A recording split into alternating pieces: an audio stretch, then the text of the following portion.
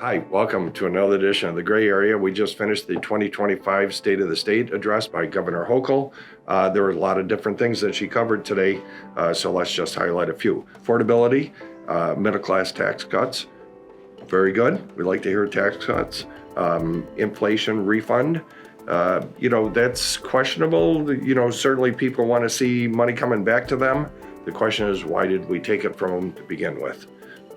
Child tax credits, maximum up to $1,000 cap. Again, those are all good proposals, but they need to be paid for. Universal child care, universal school meals, free breakfast, free lunch, good initiatives, devil's in the details. Public safety was another issue that got a lot of attention today. She talked about involuntary commitment, expanding that program. Probably valid, and we have to take a closer look at that. Is it going to, our hospitals going to be in lieu of jails? So we have to make sure that we're putting people in that need the attention into involuntary commitment versus people who are having criminal activity. So we'll watch that. The other main concern with that is the number of beds that are available. Right now, we don't have the beds available for involuntary commitment. She gave a lot of attention again to housing, build, and I have always said building has to be a component, new building, new construction, but rehabilitation needs to be addressed. We have to have rehabilitation programs in our cities, in our villages.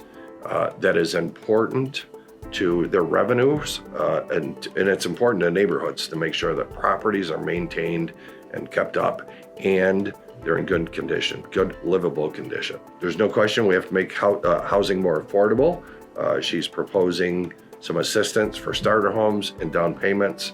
And again, those are good initiatives that we'll pay close attention to, especially how they're going to be paid for. Transportation, that was woefully inadequate. It was all focused on downstate transportation, heavily focused on MTA and the subways, and there was nary a word for upstate roads and bridges. Education was a very bold proposal.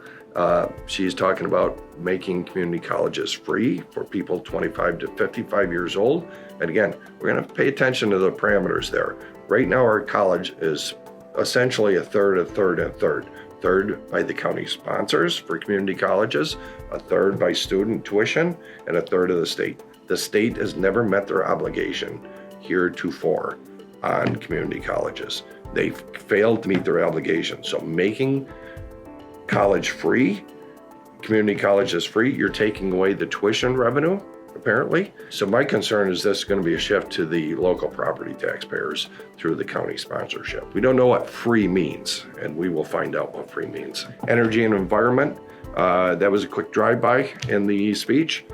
She did talk about advanced nuclear technologies. I think it's a good proposal that's in there, and it has a lot of benefit for New Yorkers, I think, both in climate and in economic development. So I'll be paying close attention to all of these proposals, not only how they're going to benefit Northern New York, how they're going to benefit the state as a whole, how they're going to be paid for, and we're going to look for the cost benefit of all of these as we move forward. The next step is going to be the state budget address, which is going to really kind of firm up how all of this is going to be paid for. So thanks for coming by for another edition of the Gray Area. If you have any questions, please call my office.